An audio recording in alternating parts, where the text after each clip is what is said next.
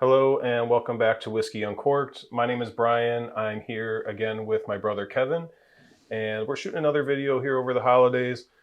This time we're going to be discussing some of our Whiskey of the Year topics. Not traditionally like the other YouTube channels are doing. Channel's really new. I wasn't really thinking about whiskey in terms of naming an all-out Whiskey of the Year. Haven't really defined specifically what I want that to look like. We'll see how that plays out next year. But I think there are a number of things we kind of want to discuss in terms of just our whiskey year of 2023. Yep. So first, why don't we talk about whiskey moments? So you and I get together, as we mentioned in our last video about blinds, that we get together every couple of weeks to do blinds over Zoom. But we've also managed to sync up a few times over the years and go on some whiskey excursions. So whiskey moments, just cool things that we've done, places that we've been, that kind of highlight the year in terms of our overall whiskey journey. I don't know if you want to kick us off with something. Yeah, that's not a problem.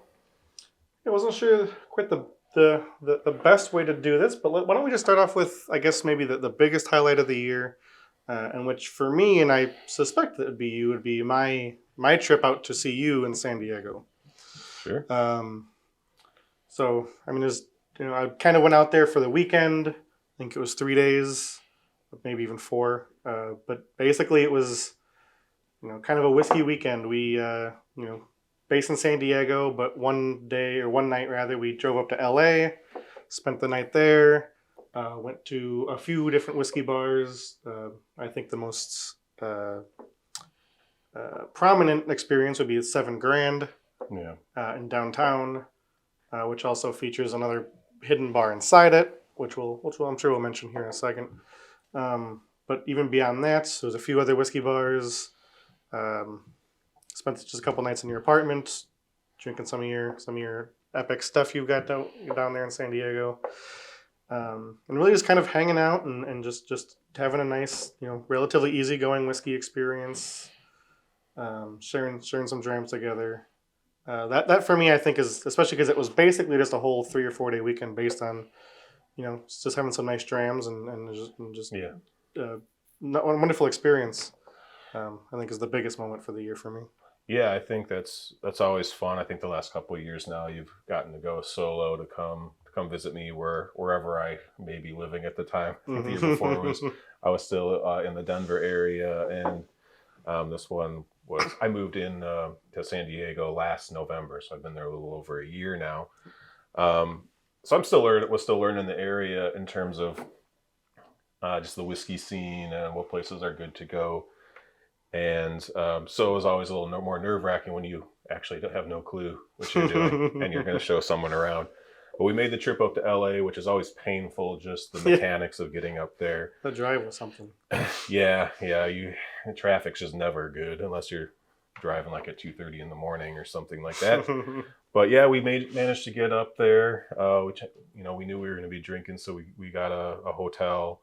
There was a bar just down the street. We checked that out for a little bit, and then kind of the more famous bar was 7 Grand, which there's also a bar in San Diego. And I think at first once we got to 7 Grand, it was a little disappointing, to be fair. Like they didn't quite have the selection that we expected them to have. But I guess as the story goes, we were annoyed enough where we decided to pay an exorbitant price for a Springbank 25. I believe it was 25. Yeah. And we just said, screw it, we're here. Let's just buy the best whiskey they have on the shelf, pretty much. Make a weekend out of it. Yeah, like we came up here, we might as well do something cool. And of course, once we did that, then someone came and invited us, as that we clearly know our whiskeys, which was really funny at the time for someone to say, as a gentleman of extraordinary taste or whatever they said. Yeah. Very, very high class, highbrow. We knew that they had this bar, this like secondary bar that's kind of like hidden. You have to go through like a hidden entrance. It's called Bar Jackalope, I think. And I thought I had heard that it was like a Japanese whiskey focused bar, but they basically had everything. All their good stuff is back there. Yep, which could explain our initial disappointment. Yeah. Because it wasn't at the main bar. It was they had Yeah. it hidden. So Yeah, great bourbons. They had the Japanese whiskey, and they had some pretty amazing scotch as well. So despite us blowing our entire budget on the Springbank 25, we couldn't, we we we had to surprisingly found more budget. yeah, somehow. yeah, the credit card was still working. So um, we ended up just going all out and having some epic drams back there. And I know we had a couple of the old like Bruichladdich rare We had a casks. few 20+ I think year old Bruichladdich. I had a Michter's 20. Michter's 20. You had did you have a Handy? The Thomas H. Handy Sazerac rye. Yeah. I'm sure probably one or two more. Yeah, there was, and it was cool because I think they do half ounces and 1 ounce pours. Yeah. So you can, they don't force you to buy a lot. I think we were mostly, I don't remember if we were getting half ounce or 1 ounces, but yeah, I don't know. It doesn't matter at this point. But yeah, that was really cool. It saved the night. We had some really cool stuff back there. And then actually, since I skipped right over it, we stopped at K&L Wines on the way back home. Yep. And you picked up some of their old particular exclusive casks. And I'm sipping on one of those, a Glengoyne 15. This thing is a refill hogshead, 56%. And I've been eyeing this one up. I think this is the first time I've tried it. Probably. I don't think that one's made it into a blind box yet for you, so unless you've had it another time here. Obviously, Glengoyne being known for their sherry casks, getting the refill bourbon. It's pretty good. Yeah, it's lovely. Yeah, it's tasty, yeah. It's lovely, Jim. All right. Anything about LA? I know we haven't finished up the San Diego trip yet, but anything else you wanted to say about LA before we kind of moved on? About LA? They got some hella good street burritos. Oh yeah, yes, that's right. After drinking all of those amazing whiskeys, we were feeling pretty good. We had to call an Uber back to the hotel, and there happened to be a burrito stand or a burrito truck right outside across the street. Was good. And that was probably one of the best burritos I've ever had. I don't know if it was just like whiskeys can taste so good in the moment, if it was more of just the epicness of the night. That burrito just tasted so much better. Lived up to the moment. That's all I know. But it tasted. It'll stay that way in my mind forever. I know that. Yeah. So yeah. Yeah. No. Like LA was wild. Like I said, kind of just to touch back on that Springbank. We were about to leave $7 grand. We were like, let's find another place or find another bar. Get to wander around downtown LA at night. We were kind of wondering, yeah, exactly. Not exactly a great vacation option. But, and then I think we just kind of tipped over the edge of like, all right, let's get this epic Springbank dram. Just say we did it and we came here for a reason. And that led to one thing, and it just turned into a wonderful, wonderful night for sure in LA. Moral of the story: spend a couple $100 on 1 ounce of whiskey, and good things will happen to you, I suppose. But yeah, actually, and just to wrap things up, I guess that night we did make one more stop. We stopped at a cigar bar. Yes. And, we had another. So I think less epic drams of whiskey, but things that were good all the same. Yeah, they had an older Highland Park or something, didn't they, at the cigar bar? Yeah, at that point in the night, I don't think I was. The memory's a little fuzzy. Yeah. I remember having a pretty good Highland Park of some sort there. Although I don't think I remember the details, but yeah. At that point, I don't think it mattered too much. Yeah. Having a cigar to cap off the night, another dram or two, which cigar bars are always a little bit fun to go to. Yeah, it's a good nightcap, I think, for me. So I think the next night, I think we said, all right, after another wonderful drive back from LA. Yep. Just saying, I think we got some Korean barbecue, and then we said, I've got plenty of epic whiskey at home, so why don't we just pull some of those out? And not to steal your thunder, but I think I wasn't planning on doing it. I kind of had an idea that I was going to open up something nice. I wasn't expecting it either. This is complete shock. But a couple of years ago, when I lived in Colorado, I was driving to Wisconsin. It's about 15 hours, and I just like driving, and I would stop off at various liquor stores along the way just as a break. And obviously driving through the Midwest there, like Nebraska, Iowa, especially with bourbons, a lot of times the story goes, you can find better, more hard to find bourbons in these smaller towns. And I never really found any epic bourbons, but I stumbled upon a 21-year-old Rosebank, one of the special releases that they were doing. I think it was the 2014 bottling of it. So, Yeah. and it was after we had done all of our whiskey shopping in Chicago. I had spent my budget on whiskey, and it was getting late. I needed to stretch my legs, and I was like, I'm going to stop by and just get some gas and stop by this whiskey shop. And they had this Rosebank for like $500, and I knew that it was like a $1,500 bottle on like auction. So it's like, oh my God, and I had never bought a bottle that expensive before. There haven't been too many since then. I'm like, this is the only time in my life I'll ever own a a Rosebank. And I was like, I got to do it. So I bought it. I'm driving home like I have I'll never financially recover from this. I'm driving by myself, but it just feels like the road's narrowed, and I'm like, like, what am I going to do now? But anyways, so I've had this bottle sitting around for a couple of years, and I knew it was going to open something nice, but I just got in the mood, like, which always tends to happen. You pull out all the good stuff, and you're sitting there drinking. I think we were watching like Scotch documentaries, and either Scotch documentaries or I think maybe I forget which night, but we were watching old V-pubs from like a few years ago. Yeah, it could have been. We watched one or two of those too. But I just got up and was like, screw it, and I opened this bottle of Rosebank 21, and I'll let you describe your experience there. Like, it's just I know your experience or may vary, but it's it's just one of those bottles where it almost supersedes like tasting notes.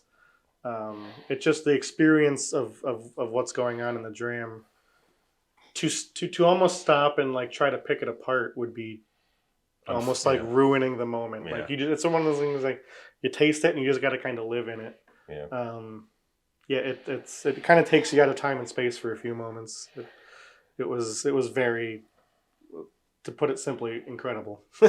Yeah, I totally agree. Some of those whiskeys, I mean, I've had a few over the years that are just kind of like make you kind of stop, and but you're right. They're sitting there and like, oh, what notes am I getting? It's like, brain, shut up and just like let this happen, you know? And, but yeah, it's probably a refill barrel, and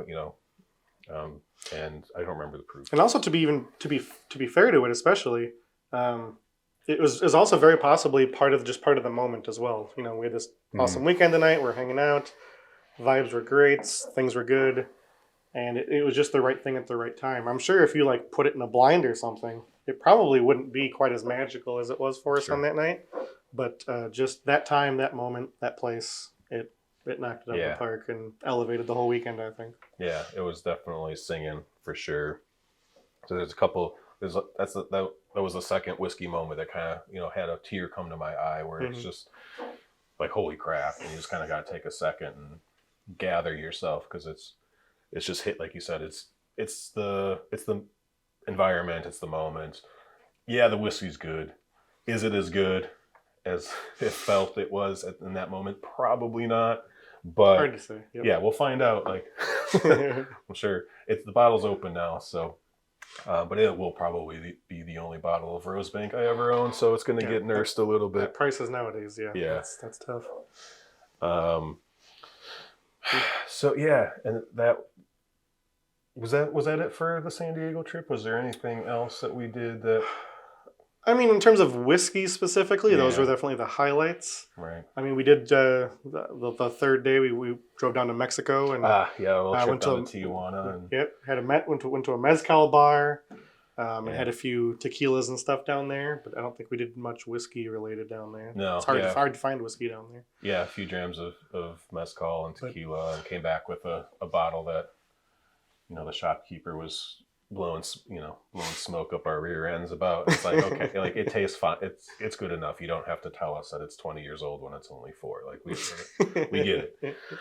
But the bottle's actually really good. I don't regret buying it at all. But so yeah. There were 2 nights at your apartment that we were just kind of vibing and having a good night. Yeah, then we came back. That's right. Yeah. And then after Mexico, we had another good night just kind of vibing and watching some stuff. But yeah, no, like just like front to back, memorable weekend, great weekend, one to remember for sure. Absolutely. All right, so beyond that trip to San Diego, it's the highlights. We've gotten together a few other times over the course of the year. I think here in town, and we usually make it a point to go down to Chicago for kind of a whiskey hunting shopping excursion. We usually stop at Lou Malnati's for some deep dish pizza, which is right by one of the stores we like.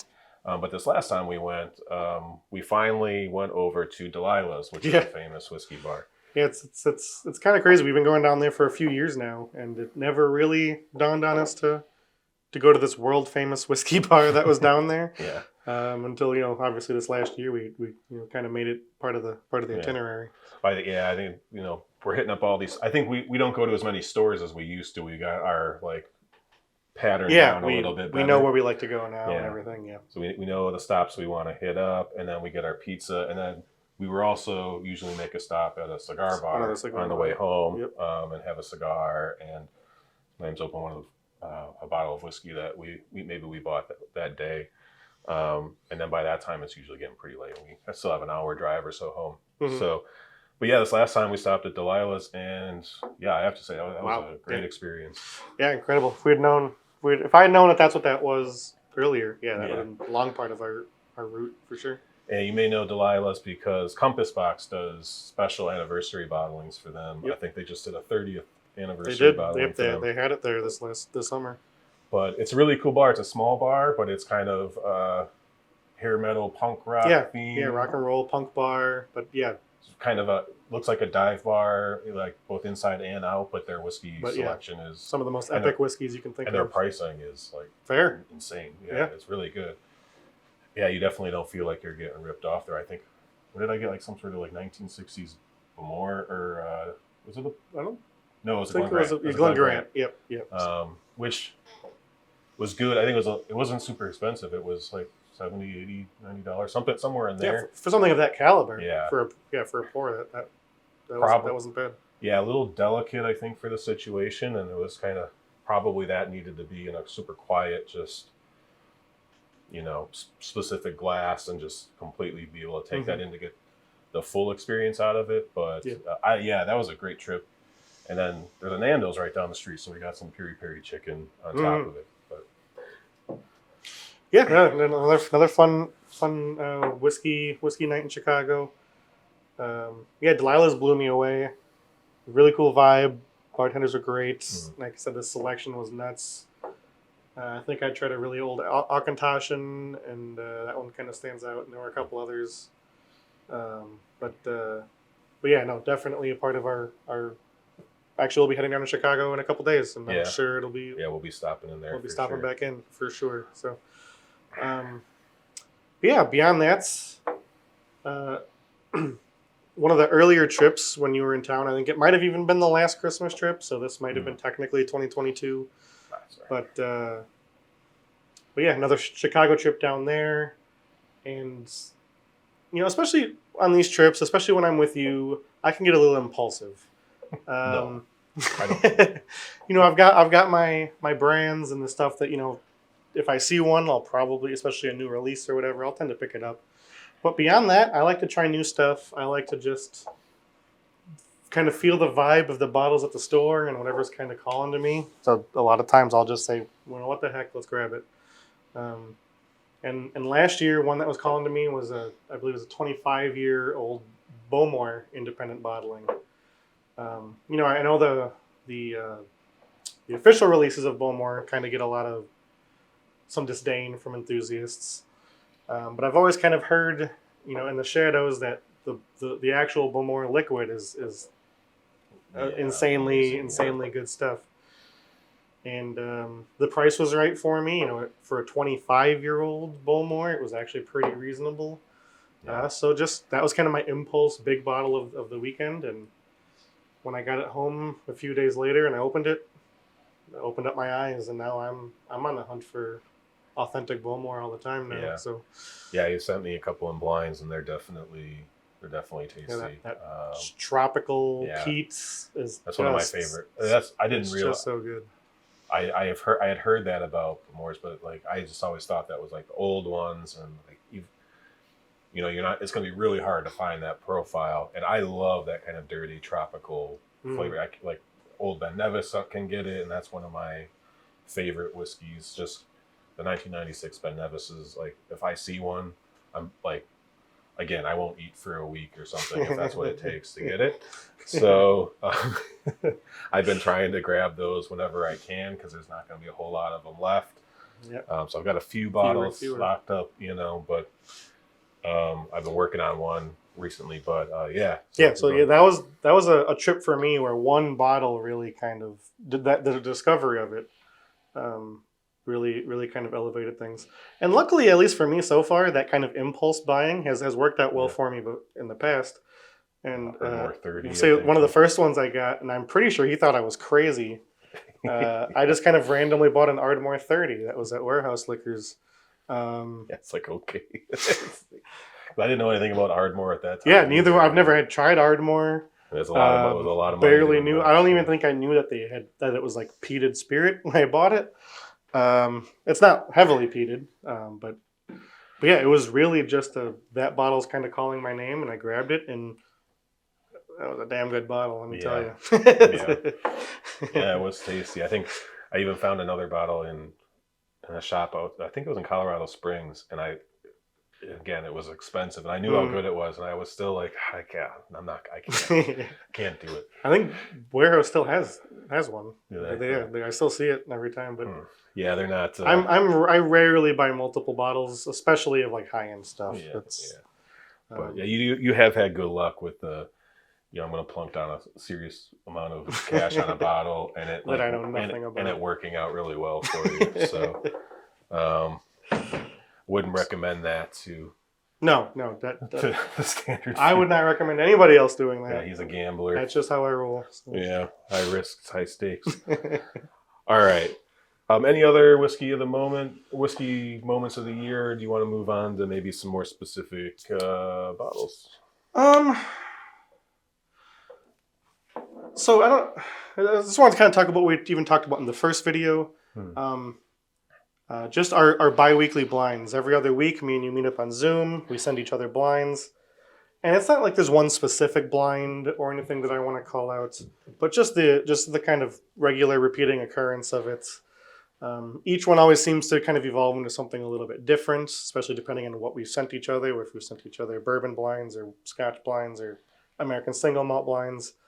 And that, I think, really kind of keeps a nice baseline throughout the year of keeping us involved in the scene, keeping us involved with each other, and just something I wanted to call out as a appreciative, regular occurrence of things that really keep the whiskey scene front and center.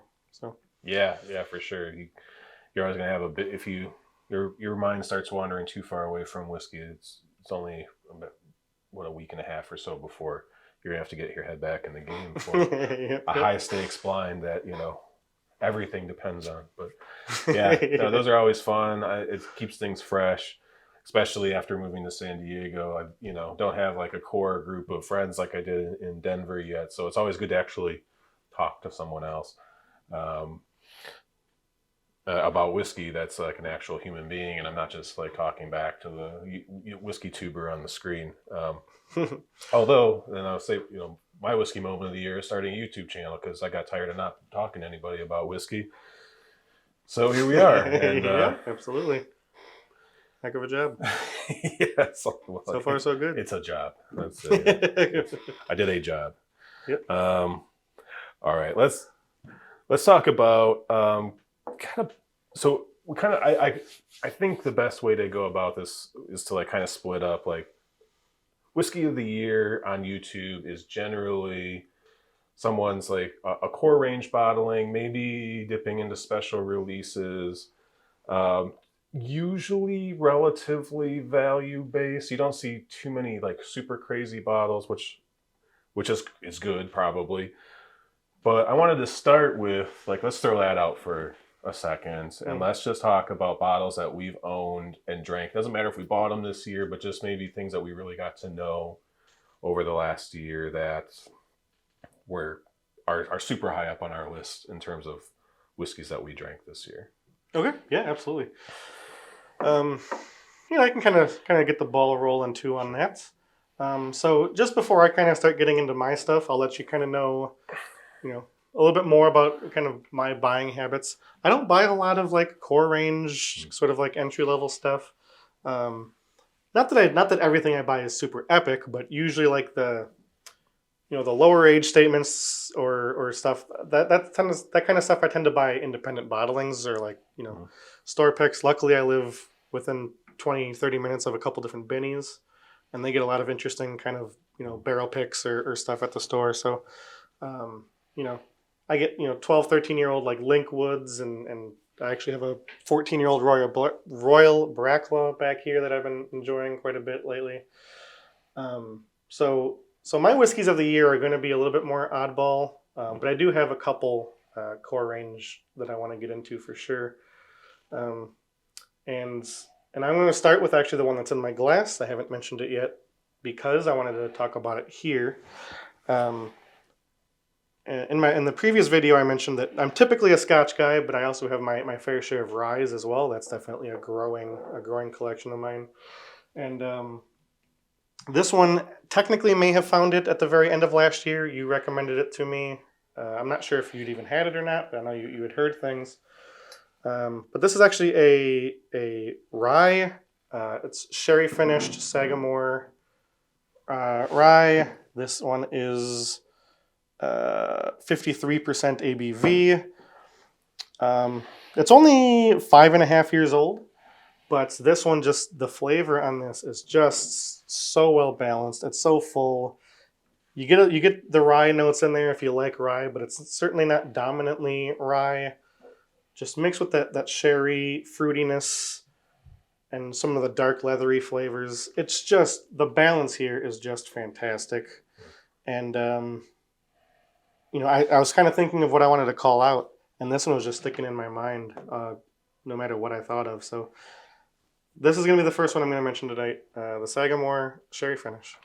Yeah, I totally agree. And it's kind of funny because yesterday I went to Binny's to grab like a bottle of whiskey to share with people who were coming over to our parents' place later that night. And they happened to have a Midwinter's Night's Dram from High West, which is a very hard to find bottle. I think their outturn was a little bit bigger this year. Oh, definitely. Yeah. But they also have been raising the price pretty consistently over the years. So it is not a cheap bottle, but I saw it and, I just said, you know what? It's Christmas time. Well, make a couple people's nights, maybe getting to be able to try it. Mm-hmm. But I've always said that this one is very similar in profile to the Midwinter Night's Dram, but it's half the price, and I think it does what it's doing better. Yeah, this is only what, like 70, 80 bucks? $70, $80, yeah, somewhere in there. Whereas, that Midwinter's 150 plus nowadays. Yeah, 180 is. Is it up to 180 now? Wow.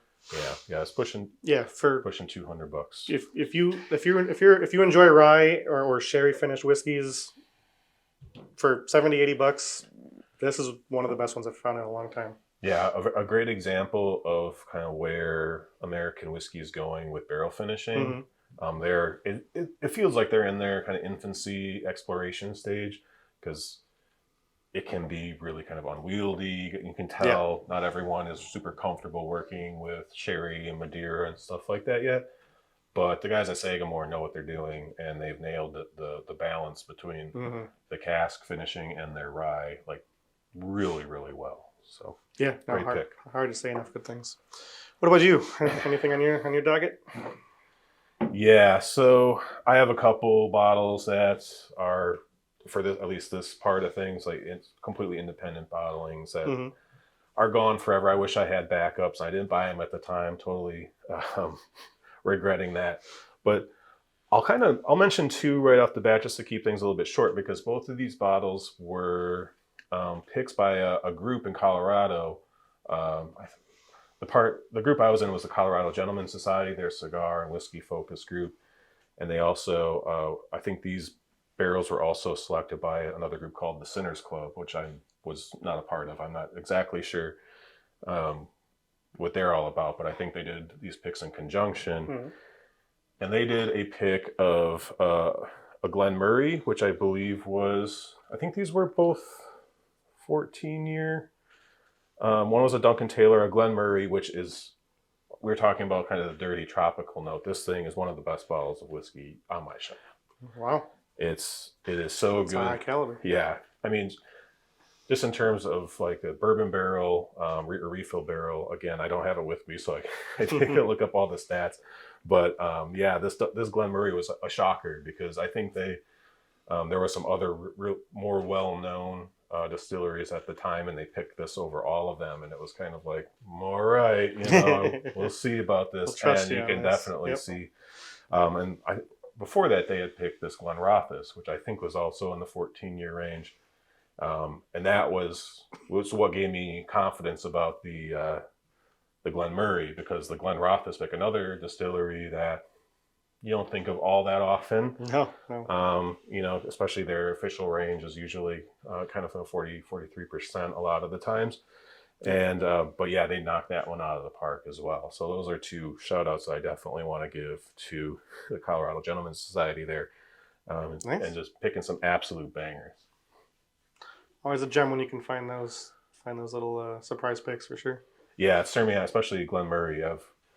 I'm definitely kind of on the lookout for some other. And we don't get a lot of them over here. The IBs of them, obviously, we can get their regular core range, which I should definitely explore a little bit. But yeah, I'm on a lookout for some more refill barrel Glen Murrays in the middle teens. Fantastic. Yeah. Yeah. Anything else from you? Yeah. Did want to kind of touch on the Scotch side of things as well. Wanted to kind of again shout out a bit more of an accessible bottle. You can't find it all the time, at least over here. I know it's a special release of theirs. I believe it's once a year, but that could be wrong. But this year I found I didn't bring the bottle over here, but that's okay. Like I said, it's a yearly release, I believe.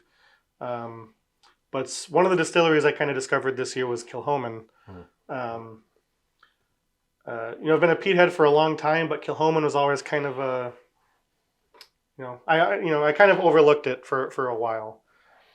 Started hearing enough rumblings though between Whiskey Tube and different people mentioning how good it was here and there. I think I sent you one or two in a blind as Yep. well.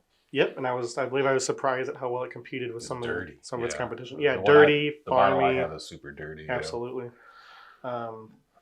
So I've picked up I think 2 or 3 Kilchomans this year, and one of the ones that just blew me away was the Loch Gorm release, which is that would be kind of my accessible Scotch shout out.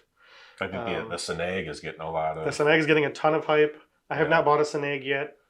I believe I have a 12-year-old Benny's pick, and I have another store pick, and then I got the Loch Gorm, and the Loch Gorm is incredible for, if you love dirty peat, farm peat with a nice Oloroso sherry. It's really aggressive. It's really kind of in your face, but the balance is really still quite nice, and it holds it together well without being too absurdly aggressive or anything like that. So in terms of like core range, accessible, relatively available scotches, that's definitely one of the highlights of the year. It sounds like Kilchoman's just generally become maybe a little bit of a it's absolutely distillery of the year. We're not planning on doing that, but yeah, distillery of the it's definitely on my radar. I'm paying attention now for sure. Cool. So. All right, yeah. So my other sort of bottle of the year, not necessarily whiskey of the year material, because this was bottled years ago, and I'm just kind of finishing the bottle. I think I have like one more pour out of my bottle. And I did a review of this on my blog, which is whiskeyagainsthumanity.com, whiskey with an E or without. I haven't written like an actual piece for the blog in a little while, but if you want some more background information on me, you can go check that out. But I did do a review of this one earlier this year, and I gave it a 9 out of 10, which I'm not going to get into my rating scale. If you're not familiar with it, you can go to the blog and kind of read what my whole scoring system is about. But I wanted to give it a 10 out of 10. I think it probably deserved a 10 out of 10. If I could do it again today, I'd probably change it. But this bottle, it's a Bruichladdich 20-year-old from Cadenheads, and it was in the 52-ish% range.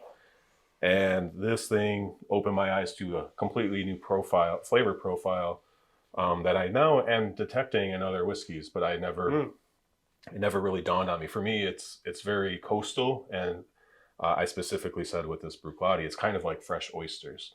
Yeah. It's so like sea watery, almost like a seafood note on the nose, especially. And it's one of the best bottles I think I've ever owned.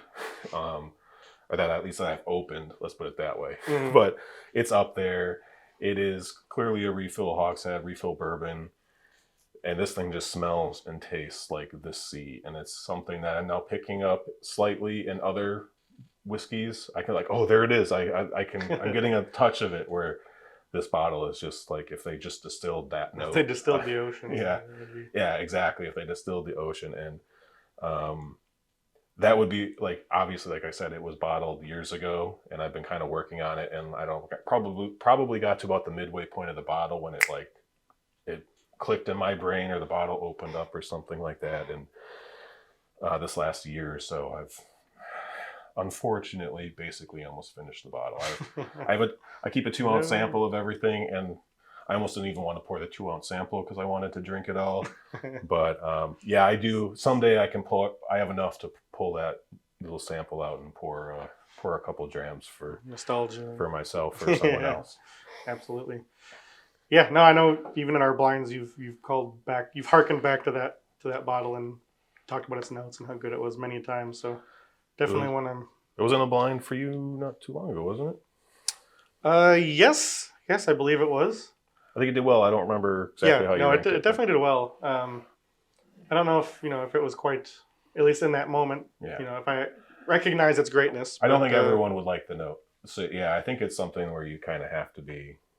It took me half the bottle to get to know it well enough to like really love it. But I'm definitely sad that it's got one more healthy pour out of the bottle, and it's always hard to do, losing a loved one. But luckily, I have a signatory bottling. This is pre-revival Bruichladdich. This is, so it's 20 years old now, but it was bottled a few years ago. So this is from the 90s, basically. Sure. And I was able to find, I just opened it almost because I finished this other one, essentially. I opened the signatory bottling. It's a 46%er. It's 20, I think this was actually 22 years. And you can get that note in there. It's not as pure yet, but I've only had a pour or two out of it. Yeah. So we'll see. I've got my fingers crossed. It's also a pre-revival Bruichladdich. So very nice, very nice. Yeah, and then I guess kind of the last thing, I just kind of wanted to call out a couple of my sort of along those lines. Excuse me. Wouldn't classify as whiskey of the year just because of what they are. Definitely not recommending anybody rush out and grab it, unless you're kind of really deep into it and you love kind of this stuff and you have the budget for it. But just quick 2 highlights.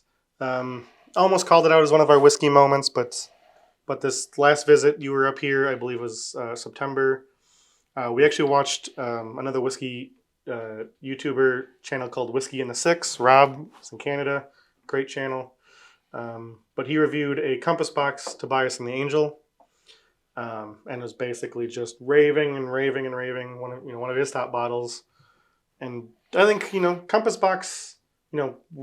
Brian and I both we both have Compass Boxes. We're both familiar with the range, but this was like a single one-off bottling from a few years ago, and I think it kind of went under the radar for the most part. But we kind of respect Rob's palate for the most part, and saw how much he was loving it. And I believed we had seen it at one of the whiskey shops in Chicago. And we were about to go in a day or two to go down there. And luckily enough, after a little bit of finagling, we were actually both able to pick up a bottle based solely on Rob's review. And I opened my bottle, and definitely a highlight. Rob was right on pretty much every mark so far. Like I say, I'm not quite halfway or anything into the bottle yet, still exploring it. But yeah, early experiences, definitely one of my bottles top peaks of the year so far. And another, neck and neck right with that is I bought on auction earlier this year an old 1980s distillate, 22-year-old Edredauer, cask strength, although it's low 50s based on the age. And we've only had the one sip out of it last time we were here, and man, that's absolutely in the running as well. So yeah, Edredauer has definitely become one of your top distilleries. Edredauer is certainly in my list of favorites. Which actually probably leads you to a reason why you like that one so much, because there's some with that rye note, the herbalness, and then the great use of sherry. You find some similarities. Oh yeah. You could easily make a Venn diagram there. Yeah. Cool. Well, do you want to start talking about, like, if we had to give out a Whiskey of the Year award to maybe something that's a little bit more core rangey? Because I know Sure. I know what I'm going to name for mine, but no, absolutely. Yeah, I think I'm gonna stick with what I kind of led with. I'm gonna go with the Sagamore sherry finish.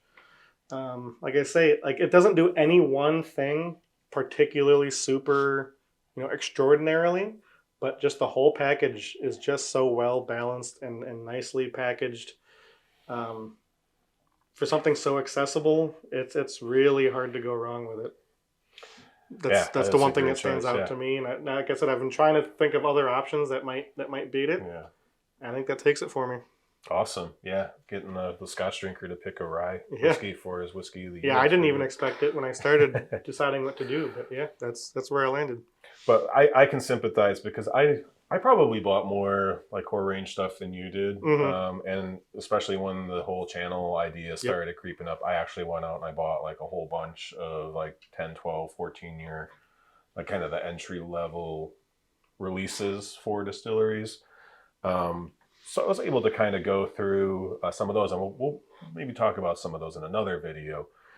But definitely, and this is a little bit of, it's not a core, I guess it's core range, but I think it is kind of a special release. Although I think everything from these, from like Springbank and Glengyle tends to be a little bit of a special release. But this last year's Kilkerran 16-year-old. I believe it's the one with like the light blue on the label. I think there's like a touch of rum casks in there. Yep.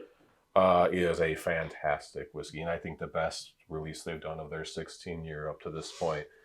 And in terms of core releases that aren't impossible to find or super expensive, because I actually got got lucky getting mine from a UK site of all things, for $77 plus shipping. So I got it for cheaper than I would have gotten it on the shelf here in the States. If I could have just got that for $77 off the shelf,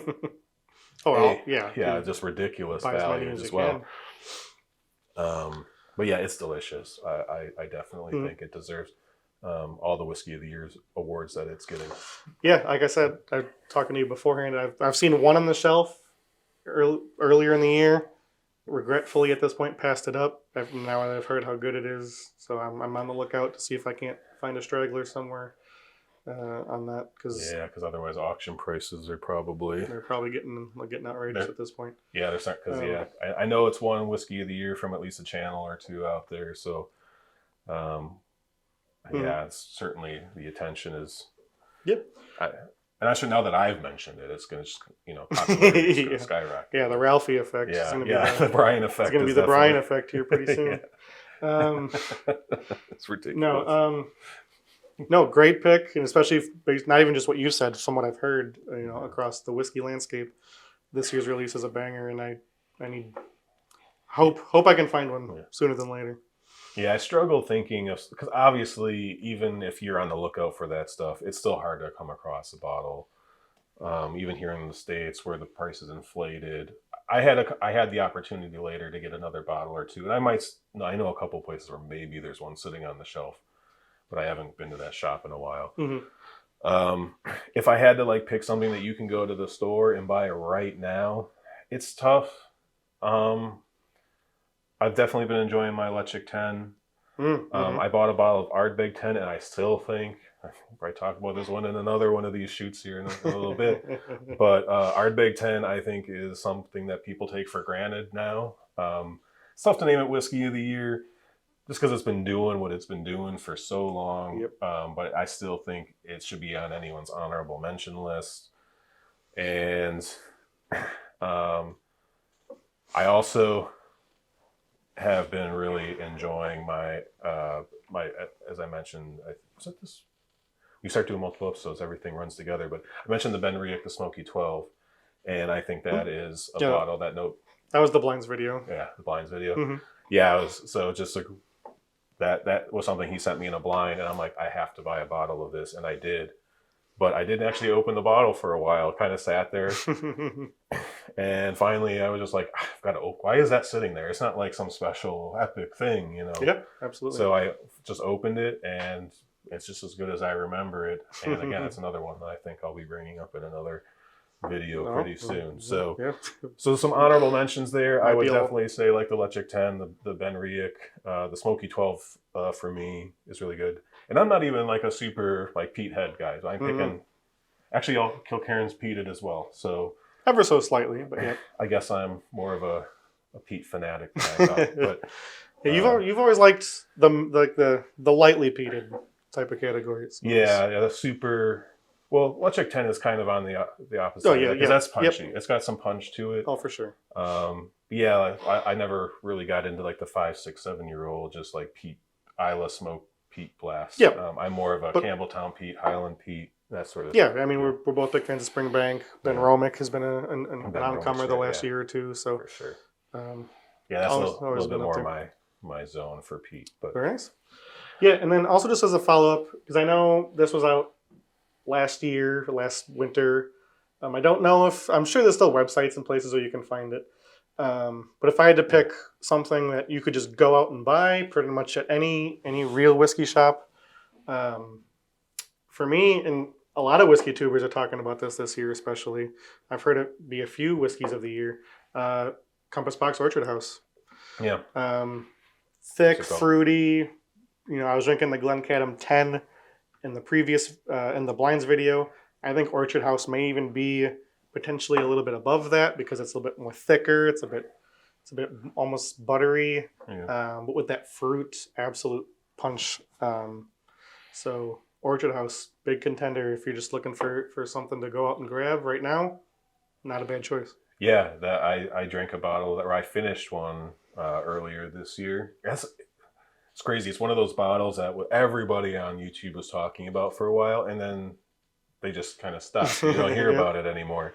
But yeah, I really enjoyed it too. And at least I think you can still get it for like $50, $55 here in the States. So it's still a pretty good bargain. Yep, I just bought I think my third bottle for $50 this last week because I finished the old one. Yeah, I'm going to have to pick another one up because that was one that kind of grew on me a little bit. I think at first, like it's clearly young, right? It's obviously young.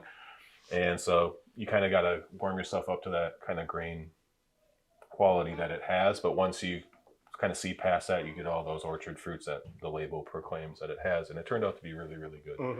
So definitely a great call out. Don't forget about that one because like I said, it seems like the internet's kind of forgotten about it. And don't hear it mentioned too much. Yeah, don't take these for granted. That could be gone tomorrow. And we'll all miss it. Yeah, you never know. You never know. There'll be a mad scramble. Especially with these blends. Yeah, it's getting harder and harder for everybody to get these other barrels. But hopefully Compass Box has some contracts in place or something to protect them for a while. But cool. Anything else you wanted to add for Whiskey of the Year type stuff? Whiskey Moments of the Year? Just no, I think we've kind of covered the at least, we could go on and on about great stuff we've had this year, but I suppose we got to cut this off somewhere, and I think that's a pretty good spot.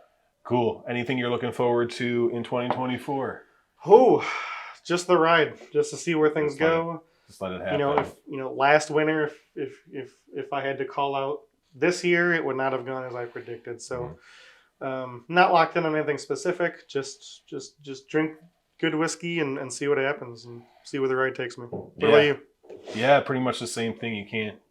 I think that's one thing you learned. Don't force it. Take the opportunity to try new things. Keep an open mind. Try stuff you don't think you'd like. Because the worst thing that happens is you don't like it. Yeah. That's actually not, that's fine. That's not terrible. That's not the worst thing that can happen to you. So worst case is you reinforce what you already thought. Yeah. So yeah, it's mostly just keep trying as many new things as I can, and then obviously learning to communicate better for the channel. A lot of my focus is going to go into that, and hopefully, when we're here next year doing a video like this, maybe we can even do it live, and we can have some people like a live stream participating with me, and a community of people who don't think that we're complete morons or something. Or maybe they do. Or maybe they do, and that's why they're watching. They got their popcorn. I like watch these two morons talk about whiskey. But with that, either way, let's do it. Like, comment, subscribe, all that stuff. You know the drill. But until next time, cheers. Cheers.